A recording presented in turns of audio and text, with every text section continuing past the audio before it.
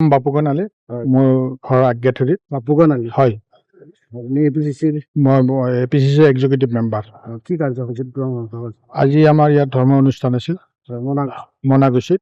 আমি ইয়াত ভক্তগণ ৰাইজৰ ওচৰত প্ৰসাদ বিতৰণ কৰিছোঁ, মিঠাই বিতৰণ কৰিছোঁ। ইয়াৰ আগত আমাৰ কমলপুৰ মাজাৰত আজি উৰুজ আছিল, তাত ভক্তগণ ৰাইজতো আমি তাতো কিছু প্ৰসাদ বিতৰণ কৰিছোঁ।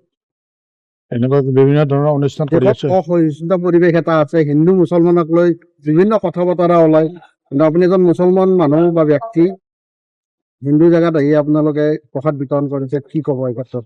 এইটো যিটো আপোনালোকে অশান্তিৰ কথা কৈছে, সেইটো আচলতে টিভিতে দেখা পাওঁ বা মোবাইলত দেখা পাওঁ। আমি কিন্তু যিটো গ্ৰাউণ্ডত আছোঁ, মন্দিৰ বা মছজিদ বা মাজাৰত আহি সেই পৰিৱেশটো দেখা নাই। আমাৰ মাজত সেই প্ৰভেদ নাই। বিশেষকৈ হাজো, আমাৰ ৰঙিয়া বা কমলপুৰত এই এৰিয়াত আমাৰ তেনেকুৱা বা অসমত বহুত ঠাইত তেনেকুৱা পৰিৱেশ আমি দেখা নাই।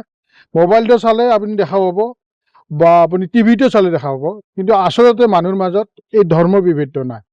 কিয় ওলায় তেনেকুৱা ধৰণৰ কথা বতৰা? কিয়? এইটো সাধাৰণতে ৰাজনীতিৰ কাৰণে ওলায়। কাৰোবাৰ ক'ৰবাত লাভ হয়, মানে তেনেকুৱা কাম কৰিলে লাভ হয় বা কোনোবাই ৰাজনীতিকভাৱে লাভ হয়, সেইকাৰণে তেনেকুৱা ধৰণৰ কথা কৈ আছে।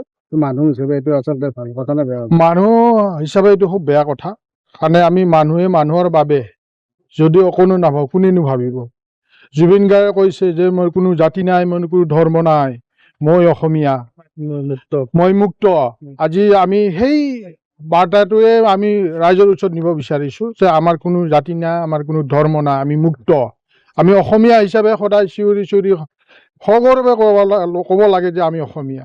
যেনেকৈ 580 বছৰ আগত শংকৰদেৱে আমাৰ এখন বৰ অসম দি গৈছিল, তদ্ৰূপ 580 বছৰ পিছত আমাৰ জুবিন গাৰ্গে আমাৰ এখন বৰ অসম দিলে।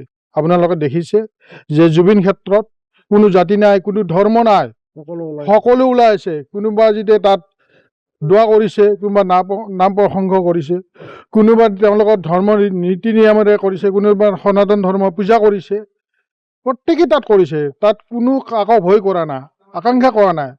আমাৰ যেনেকৈ টিভিত যে এনেকুৱা হৈছে, আজি টিভিত যে মুছলমানে হিন্দুক মাৰিছে, হিন্দু মুছলমানক মাৰিছে, আৰু কোনোবাই ধৰ্মাৱলম্বী অন্য ধৰ্মাৱলম্বী অত্যাচাৰ কৰিছে, এইটো টিভিৰ এটা বাতৰিহে। কিন্তু সচৰাচৰ জুবিন ক্ষেত্ৰত বা জুবিন গাৰ্গ ঢুকাৰ পিছত যিটো এটা অসমত পৰিৱেশ, আচল পৰিৱেশ সেইটোৱে। আৰু আচল অসম সেইখনে। আপুনি শংকৰ ভকতসকলৰ মাজত খাদ্য সামগ্ৰী? নিশ্চয়, মই শংকৰ ভকতসকলৰ মাজত আমি ক'ভিড টাইমত তেখেতসকলক সাহায্য প্ৰদান কৰিছোঁ। বিভিন্ন জেগাত বিভিন্ন ধৰণে আমি বানপানীৰ ক্ষেত্ৰত সহায় কৰিছোঁ। হিন্দু মুছলিমৰ স্থান নাই? নাই, হিন্দু মুছলমানৰ মনত স্থান নাই। মই আহ্বান কৰিছোঁ, কাৰো মনত হিন্দু মুছলমানৰ স্থান হ'ব নালাগে। অকল মানুহ হিচাপে জীয়াই থাকিব লাগে, মানৱ সেৱা কৰিব লাগে।